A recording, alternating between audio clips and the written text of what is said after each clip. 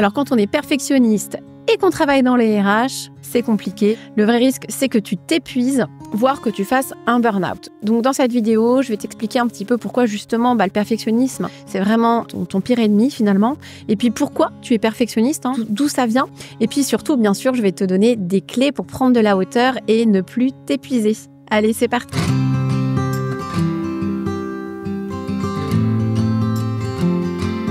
Alors moi c'est Julie Souchard, je suis coach professionnel accrédité ICF. J'accompagne les femmes RH, les personnes hypersensibles à prendre confiance en elles et à mieux vivre leurs émotions. Tu peux me suivre sur LinkedIn, sur Instagram et sur ma chaîne YouTube. Et n'hésite pas à t'abonner parce que moi je publie une vidéo toutes les semaines. Et c'est pareil sur mon podcast Être une femme RH que tu peux retrouver sur toutes les plateformes. Et puis comme je suis super sympa, je t'offre en ce moment un défi gratuit 28 jours pour t'affirmer et tu pourras retrouver le lien dans la description de cet épisode. Alors, avant de te dire pourquoi tu es perfectionniste, j'aimerais revenir déjà sur c'est quoi être perfectionniste. Être perfectionniste, c'est pas juste l'amour du travail bien fait. Des fois, je l'entends, oui, mais c'est que j'aime bien quand c'est bien fait, etc. Ok, ça, j'ai envie de te dire. Là où il y a une problématique et tu tombes dans le perfectionnisme, et perfectionnisme, il y a vraiment le côté extrême. Donc, quand tu tombes dans le perfectionnisme, c'est que ça va vraiment t'amener à t'épuiser, à aller dans le détail quand cela ne t'est pas demandé, juste parce que finalement tu n'es jamais satisfaite de ce que tu fais. Et c'est là où on est dans le perfectionnisme. Être perfectionniste, c'est quand même avoir pour objectif d'atteindre la perfection. Je préfère quand même vous rappeler que parfait, ça n'existe pas.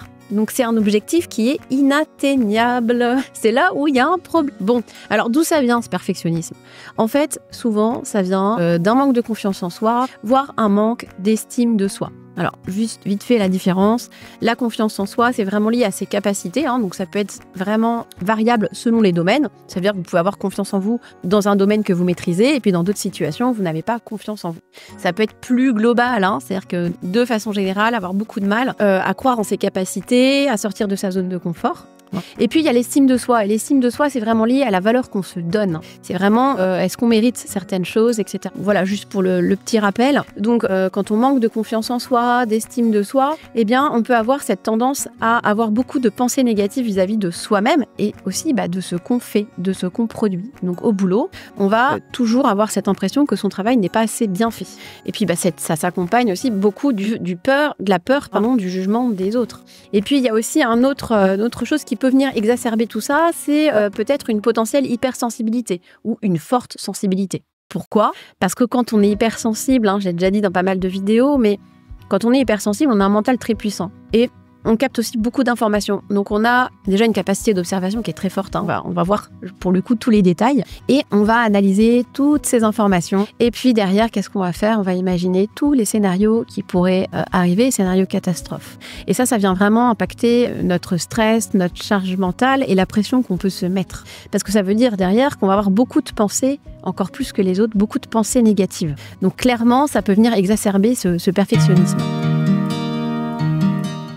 Alors, pourquoi le perfectionnisme, c'est ton pire ennemi? Bon, je pense que tu as une certaine idée quand même, maintenant, d'après ce que j'ai dit. Mais en fait, ce niveau d'exigence qui est hyper élevé te pousse à te surinvestir. Donc déjà, la première chose, c'est que tu vas t'épuiser, tu vas pas compter tes heures, tu vas aussi avoir beaucoup de mal à déconnecter. Et puis surtout, tout ça s'accompagne, ce que j'ai dit tout à l'heure, beaucoup de pensées négatives. Tout ça vient impacter ta charge mentale, ton énergie, le stress, et puis en plus, ton estime de toi.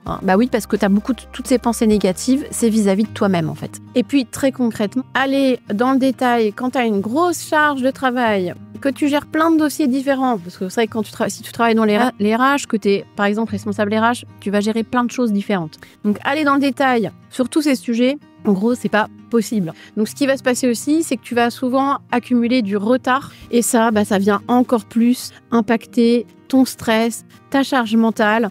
Et ça peut vraiment te mener au burn-out. Donc, c'est vraiment un sujet qu'il ne faut pas prendre à la légère, ce perfectionnisme. Parce que ça peut être dangereux pour ta santé.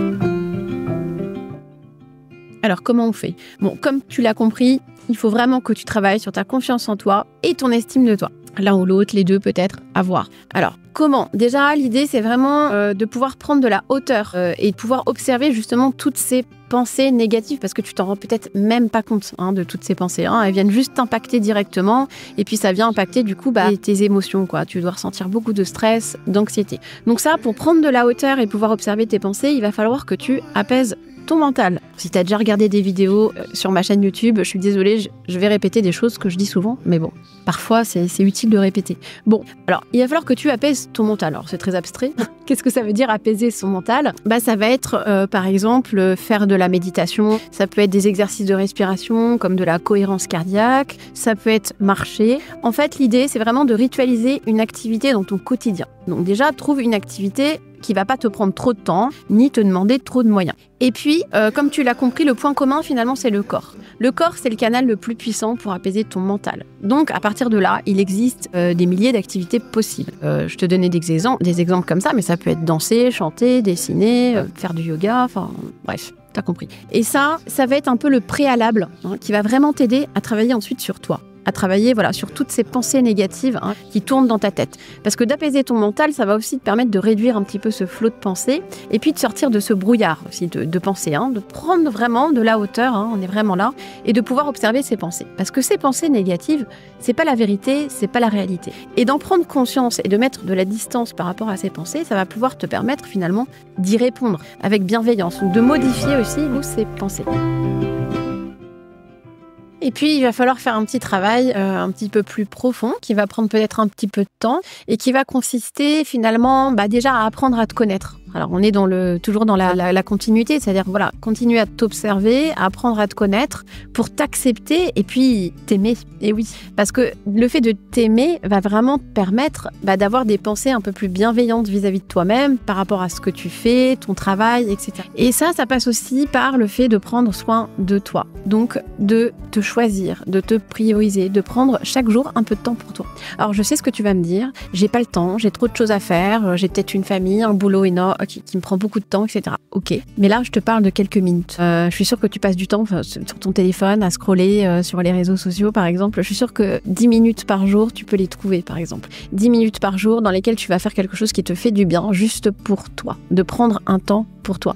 En fait, s'aimer, c'est un verbe d'action. Donc ça passe par des choses que tu fais pour toi.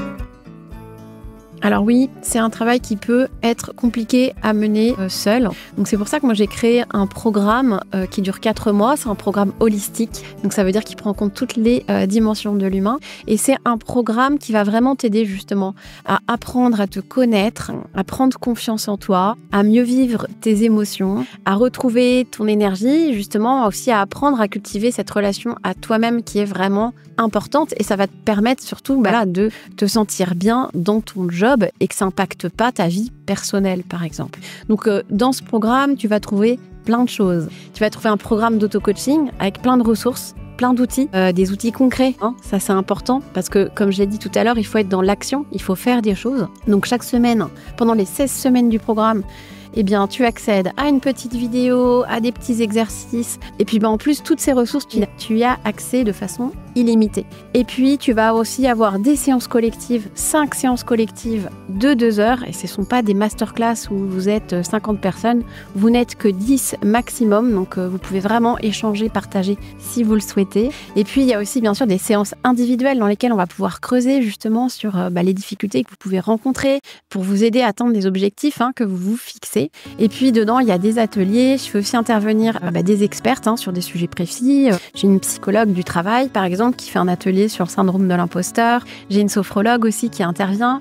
Et tu as même aussi une séance de design humain. Donc c'est une séance qui dure 2 heures. Et ça va vraiment te permettre justement de bien comprendre ton fonctionnement. Voilà. Et si tu veux en savoir plus, je te mets en description le lien vers mon programme. N'hésite pas. Et puis en plus, il est vraiment accessible à toutes. J'ai 2 offres différentes et tu peux payer en plusieurs fois. Donc, tu n'as aucune excuse pour commencer à prendre soin de toi. Allez, je te souhaite une très belle semaine.